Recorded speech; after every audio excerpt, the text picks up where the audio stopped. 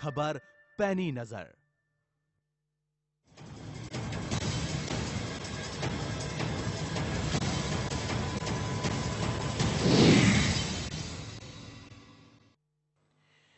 नमस्कार, आप देख रहे हैं खबर फास्ट। मैं हूं आपके साथ शमशेर सिंह। हमारे इस खास कार्यक्रम में आपका स्वागत है। राजनीति के मैदान में कब कौन सा दांव लगाना है, जो ये जान गया समझो वो मैदान मार गया। राजनीति में कौन सगा और कौन दगाबाज है, नजरों से जो परख लेता है उसे ज्यादा दिन कुर्सी से कोई दूर नहीं रख सकता। आदमी पहचानने की कला में भूल करने वाले सत्ता के रास्ते से दूर हो जाते हैं और देश की सबसे पुरानी पार्टी कांग्रेस में बहुत कुछ खराब चल रहा है और इसकी बड़ी वजह सही समय पर सही दांव का न लगना और सगा और दगा करने वालों की सही पहचान न करना है। राजस्थान के राजनीतिक घटनाक्रम ने इसे एक बार फिर साबित कर दिया है और इससे यह कहावत भी चरितार्थ होती है कि नया 9 दिन, पुराना 100 दिन।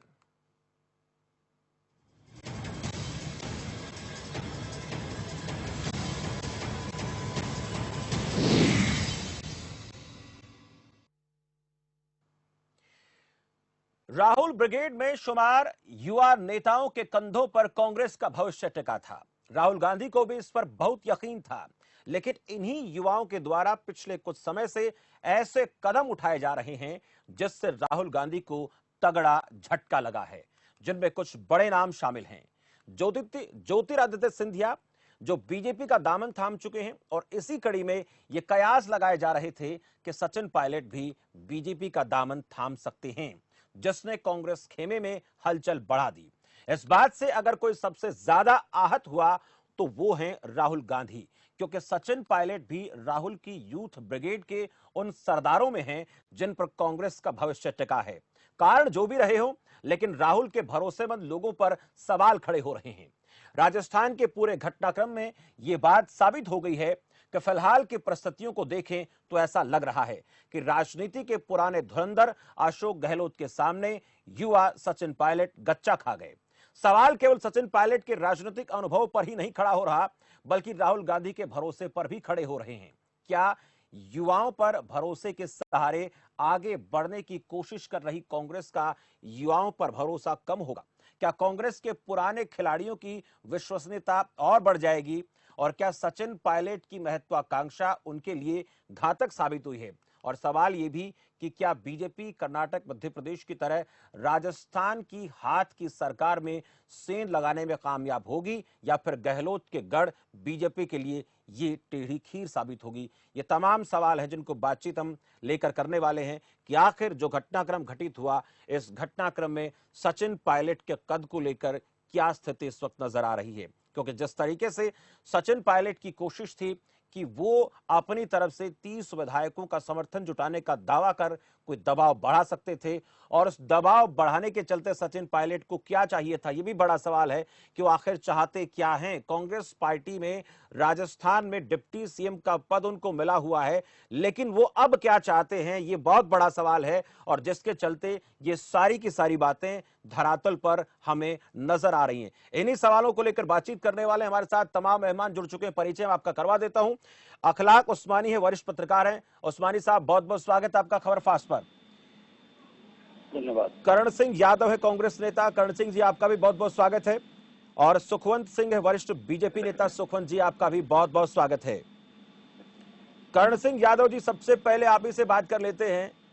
क्या चाहिए था सचिन पायलट को कि इतना बड़ा कदम उठाने के लिए वो कोशिश करते हुए नजर आ रहे हैं, और अब भी कहीं ना कहीं ऐसे हालात नजर आ रहे हैं? क्या चाहिए था उनको? देखिए, बेसिकली तो ये भारतीय जनता पार्टी की जो देश भर में जो अभियान है उनका, अपनी पार्टी को मजबूत करने का, कांग्रेस को तोड़ने का, खरीद फरोख्त करने का, उसका ये सारा प्रमाण है। अल्टीमेटली आदमी के मन में इच्छाएं पैदा करना और उसको इस मोड़ पे लाके खड़ा कर देना कि हम आपको समर्थन देंगे, आप आगे निकल के आ जाइए अपने आदमियों के साथ में। तो इस तरह की रचना बीजेपी ने रची है। इसमें कल्प्रिट अगर कहीं पीछे है तो बीजेपी का पैसा है। राजस्थान में एक एफआईआर भी दर्ज हुई है जिसके अंदर 2 लोगों को गिरफ्तार भी किया गया है जो पैसा की खरीद फरोख्त करते हुए उनके डायलॉग्स जो उसमें आए हैं। और हमारे कुछ एमएलए ने ये भी कहा है कि उनको भी मनी ऑफर हुआ है। तो इस सारी घटना के पीछे बीजेपी का तो मेन रोल है ही साहब। बीजेपी से सवाल करेंगे जो आप लोग आरोप लगा रहे हैं, लेकिन मैं आपसे पूछना चाह रहा हूं कि ऐसा क्या चाहिए था सचिन पायलट को? डिप्टी सीएम तो वो हैं, इसके अलावा और क्या चाहिए था?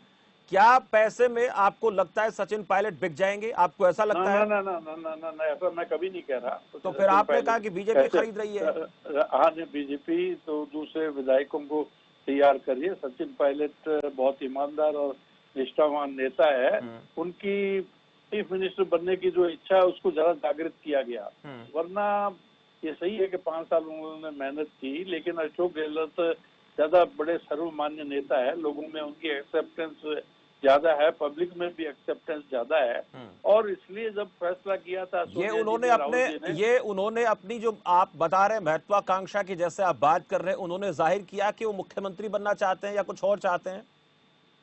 नहीं, ये देखिए अल्टीमेटली उसका मेन कारण तो यही है साहब। बाकी तो सारे कारण छोटे होते हैं कि मेरे खिलाफ एफआईआर में नाम दर्ज। तो आप एक तरफ तो कह रहे हैं कि भारतीय जनता पार्टी खरीद फरोख्त कर रही है, दूसरी तरफ आप ये कह रहे हैं कि सचिन पायलट की महत्वाकांक्षा है कि मुख्यमंत्री बने।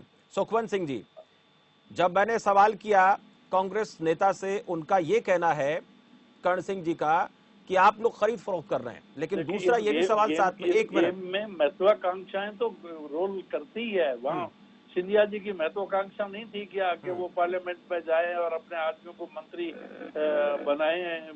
थोड़ा दिन भी बर्दाश्त करने को कोई आदमी तैयार नहीं है। पार्टी ने उनको कहां से कहां पहुंचा दिया, उसके लिए वो इंतजार करने को तैयार नहीं है। हर आदमी को चीफ मिनिस्टरशिप थाली में परोसी हुई मिलनी चाहिए। ये तो आज की नई पीढ़ी का एक दस्तूर हो गया था। यानी जो नई पीढ़ी वाली बात हम आज कर रहे हैं, उसको लेकर मैं अखलाक जी से प्रश्न करूंगा कि जो नई पीढ़ी है कांग्रेस में, ये कांग्रेस के लिए क्या चुनौती बन रही है। लेकिन उससे पहले भारतीय जनता पार्टी के सुखवंत सिंह हमारे साथ है। सुखवंत सिंह जी, सुना आपने, कर्ण सिंह यादव जी कह रहे हैं कि आप लोगों ने जिस तरह से मध्य प्रदेश में किया, वैसी ही परिस्थिति आप यहां पर पैदा कर रहे हैं, आप लोग खरीद फरोख्त कर रहे हैं। और उसके साथ साथ मैंने सवाल भी पूछा कि क्या सचिन पायलट जो है वो बिक सकते हैं, तो उन्होंने कहा कि ऐसा नहीं है, वो ईमानदार आदमी है। ये बीजेपी का खेल है जो उनको इतने ख्वाब दिखा रही है। नमस्कार जी नमस्कार सर। हमारे बहुत सीनियर नेता है, बहुत समय से राजनीति में है। मैं इतना कहना चाहूंगा इस आपके चैनल के माध्यम से कि ये कांग्रेस की आपसी लड़ाई। मैं थोड़ा सा पीछे जाना चाहता हूँ। 2018 में जब चुनाव हुआ, सुखवंत सिंह जी थोड़ी सी आवाज में डिस्टर्बेंस है, हम चाहेंगे कि एक बार इसको दुरुस्त किया जाए। तब तक मैं अखलाक जी आपके पास आऊंगा। अखलाक उस्मानी जी, ये बहुत बड़ा प्रश्न है कांग्रेस के सामने कि एक तरफ तो राहुल गांधी चाह रहे थे कि यूथ ब्रिगेड के कंधों पर रखकर कांग्रेस की नैया को इस भंवर से पार ले जाना है, लेकिन अब यही यूथ ब्रिगेड राहुल गांधी के लिए चुनौती बन रही है और इस कांग्रेस की नैया को भंवर में डुबोने का काम कर रही है। क्या वाकई में यही अब कांग्रेस के लिए बहुत बड़ी चुनौती हो गई है? देखिए, दिसंबर 2018 में जब कांग्रेस ने राजस्थान में तकरीबन बहुमत के करीब आकर उसके बाद जो सरकार बनाई थी, उसके फौरन बाद 3-4 महीने बाद, 5 महीने बाद में लोकसभा के चुनाव से राजस्थान में एक भी सांसद भारतीय कांग्रेस पार्टी का नहीं बना था, बीजेपी का बना था। तो राहुल गांधी ने जिन नेताओं के प्रति नाराजगी जाहिर की थी, उसमें कमलनाथ जो उस वक्त मुख्यमंत्री मध्य प्रदेश के थे और अशोक गहलोत जो राजस्थान के, दोनों के प्रति जताई। दोनों को पुत्र मोह वाला नेता बताने की उन्होंने इशारा दिया था। तो एक तरीके से मुझे लगता है कि अशोक गहलोत ने इसको एक चुनौती के रूप में लिया कि क्या Congress, old man Congress versus the new generation Congress, इसमें लॉयल्टी साबित करने का जहां तक प्रश्न है, तो समय आने पर अशोक गहलोत इस चीज को साबित कर देंगे। ये उनका सौभाग्य कहें या दुर्भाग्य की ये परिस्थिति पिछले 3 दिन से बनी और अभी तक जो इशारे मिल रहे हैं वो ये कि अशोक गहलोत पार्टी के प्रमुख लीडरशिप को ये साबित करने में काफी हद तक कामयाब हैं कि राजस्थान को उन्होंने भी थामा हुआ है। सरकार उनकी गई नहीं है और ओल्ड मैन कांग्रेस की छोर पर राहुल गांधी को लौटना पड़ेगा, क्योंकि राहुल गांधी के तीसरे दोस्त हैं जिनकी जो कद्दावर नेताओं में जिनकी वफा पर पार्टी को शक है। पहले पेमा खांडू अरुणाचल प्रदेश के मुख्यमंत्री, वो कांग्रेस से गए, उसके बाद ज्योतिरादित्य सिंधिया और अब सचिन पायलट। तो जो तीनों यंग चीफ मिनिस्ट्रियल मटेरियल रहे हैं पार्टी के, उसमें राहुल गांधी की अपनी तो स्टोरी को बहुत धक्का लगा है कि अगर आप योग्य हैं, काबिल हैं या परिवार से आपको कांग्रेस की राजनीतिक विरासत मिली है तो आप पार्टी के प्रति लॉयल रहेंगे। राहुल गांधी की स्टोरी को डेंट करने के साथ अशोक गहलोत अभी पाकिस्तान को सतत मजबूत किए हुए हैं। यहाँ शमशेर जी, मैं एक बहुत महत्वपूर्ण बात पर आपका ध्यान आकृष्ट करना चाहूंगा और मुझे उम्मीद है कि कांग्रेस के हमारे जो लीडर बैठे हैं भाई साहब, वो इस बात को एग्री करेंगे। वो ये कि कांग्रेस में राहुल गांधी को पार्टी की समझ के प्रति एक जो उनकी पार्टी को लेकर उनकी जो समझ है उसके प्रति आशंका अशोक गहलोत ने काफी हद तक स्थापित की है। एक दूसरा, इस पूरे घटनाक्रम से अशोक गहलोत ज्यादा मजबूत होकर उभरेंगे। अब वो जो एक गुंजाइश चाहते थे कि किसी तरह सचिन पायलट की लॉयलिटी का टेस्ट हो जाना चाहिए, वो हो चुका। सरकार उनकी रहे या जाए, इससे कोई मतलब नहीं है। अशोक गहलोत कहीं से कहीं तक भी घाटे में नहीं है। उन्होंने पार्टी को तो न सिर्फ साबित किया कि old man Congress is good Congress, बल्कि उन्होंने ये भी साबित किया कि राजस्थान की राजनीति की विरासत सचिन पायलट के बजाय उनके बेटे वैभव गहलोत या इस तरह के दूसरे राजनीतिक परिवारों को आगे फॉरवर्ड होनी चाहिए। अशोक गहलोत की सरकार चली भी जाए तब भी मैं आपसे कहूंगा कि अशोक गहलोत फैमिली के लिए ये पूरा घटनाक्रम काफी फायदेमंद है। आपके पास आऊंगा अखलाक जी, तो यही सवाल कि सचिन पायलट आखिर चाहते क्या थे जो उनको मिला नहीं कांग्रेस पार्टी में उप मुख्यमंत्री रहते हुए भी, और आगे उनकी इच्छाएं क्या थी जिसके चलते वो अब कांग्रेस से कहीं ना कहीं किनारा करने की कोशिश में। लेकिन उससे पहले सुखवंत सिंह जी, आप तक मेरी आवाज पहुंच पा रही है? पहुंच पा रही है। सुखवंत सिंह जी, कांग्रेस ये आरोप लगा रही है कि आप लोग इतना ज्यादा लोगों को ख्वाब दिखा रहे हैं कांग्रेस पार्टी के नेताओं को, और उसी के चलते कांग्रेस पार्टी के नेता कहीं ना कहीं भारतीय जनता पार्टी के खेमे में जा रहे हैं और खरीद रहे हैं आप। हालांकि सचिन पायलट को लेकर स्वीकारोक्ति नहीं है कांग्रेस नेताओं में, लेकिन बाकी को लेकर आरोप लगाए जा रहे हैं और आप कुछ ऐसा ही करना चाहते हैं जैसा आपने मध्य प्रदेश में किया। देखिए, मैं आपको इतना कहना चाह रहा हूँ कि आपकी कांग्रेस पार्टी की अंतर्कलह, इसका क्या डील हुआ था जब ये 2018 में मुख्यमंत्री और उप मुख्यमंत्री बने। मैं थोड़ा सा पीछे जाना चाहता हूँ। 2018 में जब चुनाव हुआ, उससे पहले 2013 से 14 में ये प्रदेश अध्यक्ष बने सचिन पायलट जी। तब 19 सीटें माननीय गहलोत जी छोड़ के गए थे। उसके बाद इन्होंने 4 साल मेहनत की। उसके बाद जब नंबर आया तो मुख्यमंत्री बन गए अशोक गहलोत जी। तो महत्वाकांक्षाएं हर एक व्यक्ति में होती है। मैं सचिन पायलट का समर्थक नहीं हूँ, लेकिन एक कार्यकर्ता ने मेहनत की थी, उस नाते मैं ये कहना चाहता हूँ कि उस समय तो क्या उस मेहनत का फल बीजेपी देना चाहती है सचिन पायलट को? बिल्कुल नहीं देना चाहती। बीजेपी विपक्ष की भूमिका में है, विपक्ष नहीं रहेगी। लेकिन अब आपसी अंतरकलह को बीजेपी पे ये दोषारोपण कर रहे हैं, ये बिल्कुल गलत है। ये इनको संभाल नहीं पा रहे हैं। एसओजी का नोटिस एक एडिशनल एसपी जाके उप मुख्यमंत्री से पूछताछ के लिए कर रहा है, तो उसी मान सम्मान के तहत उन्होंने ये एक्शन लिया है। हमारी पार्टी के इससे कोई लेना देना नहीं है। शीर्ष नेतृत्व से हमारी बातचीत हुई है, प्रदेश में हुई है। इसमें भारतीय जनता पार्टी का किसी भी तरीके से कोई इन्वॉल्वेशन नहीं है। अब आपसी तौर पे ये क्या एक दूसरे पे इल्जाम लगा रहे हैं वो ये जाने।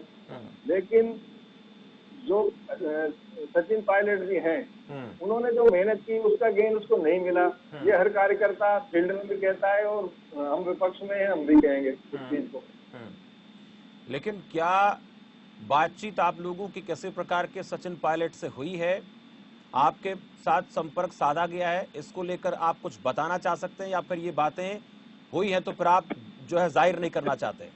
बिल्कुल नहीं, मेरी काफी बड़े लोगों से भी बातचीत हुई है। इस तरह का कहीं कोई भारतीय जनता पार्टी का कोई इन्वॉल्वेशन नहीं है और न ही भारतीय जनता पार्टी इसमें विश्वास करती है।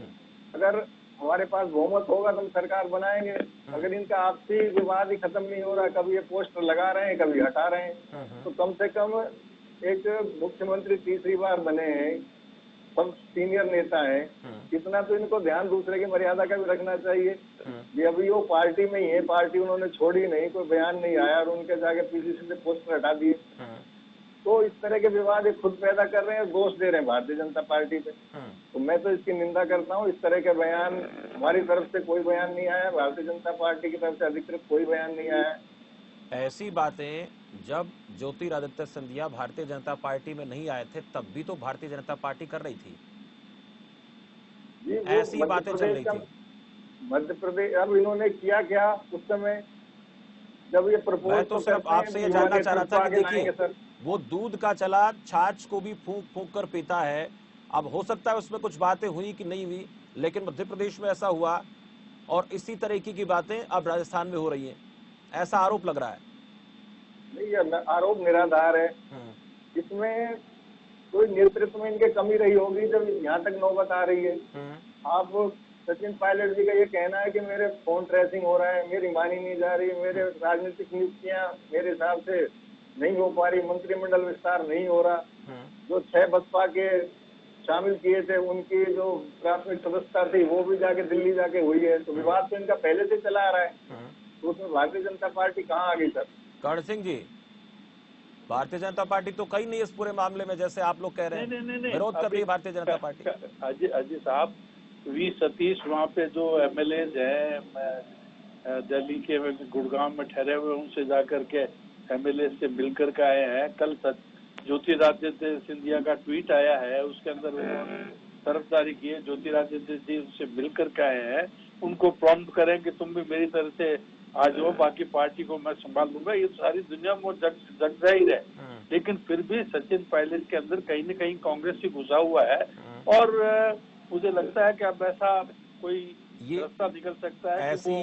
ऐसी चर्चाएं तब भी थी जब तक ज्योतिरादित्य सिंधिया भारतीय जनता पार्टी में शामिल नहीं हुए थे, और आप लोग तब भी कह रहे थे कि अभी भी उनके अंदर कांग्रेस है, इसलिए नहीं जा रहे। लेकिन जब चले गए तब आप लोगों ने खुले तौर पर कहा कि जिस दिन आज सचिन पायलट कांग्रेस में है तो उनमें कांग्रेस है। कल मान लो जाकर के वो नड्डा साहब के सामने ज्वाइन कर लेंगे तो फिर बीजेपी मान लेंगे, लेकिन वो ऐसा नहीं कर रहे। उन्होंने मना किया है कि मैं नहीं करूंगा, लेकिन बीजेपी का प्रयास है कि किसी तरीके से ये आपस में टूट फूट जाए, चाहे उनके पास में 15 है, 8 है। कर्ण सिंह जी, सुलह का रास्ता क्या है?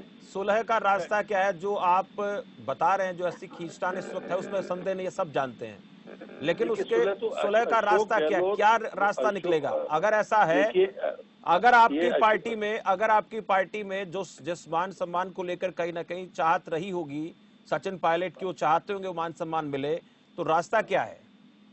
देखिए, माननीय अशोक गहलोत साहब ने तो पहले भी कह दिया था कि देखिए ये इच्छा हर आदमी की होती है। 4-5 आदमी पार्टी में चीफ मिनिस्टर बनना चाहते हैं और एक आदमी बन जाता है, तो बाकी को एडजस्ट करना चाहिए। और अशोक गहलोत तो इस बड़े मन का आदमी है कि वो बैठ करके बात करके उनकी कोई तकलीफ है, कोई डिपार्टमेंट को लेकर के कहीं उनको नेग्लेक्टेड महसूस किया, तो उसको आज भी वो बड़े मन से दूर करने के लिए तैयार है। क्या आपको लगता है ऐसी कोई बातचीत नहीं हुई? इतना वक्त बीत गया, कोई बात हुई नहीं होगी अब तक इस पूरे प्रकरण को लेकर? मैं नहीं कह पाऊंगा, लेकिन मैंने पिछले 20 सालों से अशोक सरकार गिरने की नौबत तक आप पहुंची थी। हालांकि अभी आप अस्थिर हैं, इसमें संदेह नहीं है फिलहाल, लेकिन आप कह रहे हैं कि कुछ चाहते होंगे, कुछ पद चाहते होंगे, तो ये बातचीत हुई नहीं होगी क्या अब तक? देखिए, अल्टीमेटली ये महत्वाकांक्षाएं हैं जो आदमी को ऐतिहासिक रूप से लड़ाती आई हैं आज तक, और उन महत्वाकांक्षाओं का कुछ सेटिस्फेक्शन कि इतना झगड़ा किया है तो कुछ न कुछ ले लिए, तो गिव एंड टेक की पार्टी पॉलिटिक्स होती है। उन्होंने अपने आदमियों के साथ में अपना दमखम जो दिखाना था दिखा दिया, लेकिन यहाँ तो 109 110 आ गया, बराबर लोग जो है अशोक गहलोत के में बढ़ते जा रहे हैं। तो उनको भी सोचना पड़ेगा कि बीजेपी की चाल के वजह से अपने आप को खराब करना, अपने कैरियर को खराब करना, सचिन पायलट का भी कांग्रेस में अच्छा भविष्य है। अखिलाख जी, जो कर्ण सिंह यादव कह रहे हैं, हालांकि देखिए उन बातों में इतनी तो कहीं ना कहीं सच्चाई नजर जरूर आती है कि अगर इस पूरे मामले में अशोक गहलोत इस वक्त जिस स्थिति में है, ऐसी स्थिति आगे भी बनी रहती है तो सचिन पायलट का ग्राफ जरूर गिरेगा। और अब सचिन पायलट चाहते क्या थे, ये भी बहुत जरूरी है जानना कि उनको क्या चाहिए था। और उनको मिला क्या, जितनी मेहनत की थी उतना मिला क्या, जैसे भारतीय जनता पार्टी कहती है। अब वो इस तरह के बयान इस वक्त में दे रही है जब स्थितियां राजस्थान में नाजुक हैं। नहीं तो अगर हालात ऐसे नहीं होते तो बीजेपी शायद ऐसा नहीं बोलती कि सचिन पायलट ने इतनी मेहनत की थी और मेहनत का नतीजा मिला नहीं। अखलाक जी, देखिए, अगर एक राजनेता एक दो बार एमएलए बन जाता है, 2 बार उनको सांसद का टिकट मिलता है, वो सांसद बन जाते हैं, और 40 साल से कम उम्र में कोई पार्टी उनको राज्य का अध्यक्ष बना देती है, और 40 से की एज में कोई उप मुख्यमंत्री बन जाता है, तो मुझे ये समझ में नहीं आता कि पार्टी फिर किस तरह से किसी को सम्मान दे।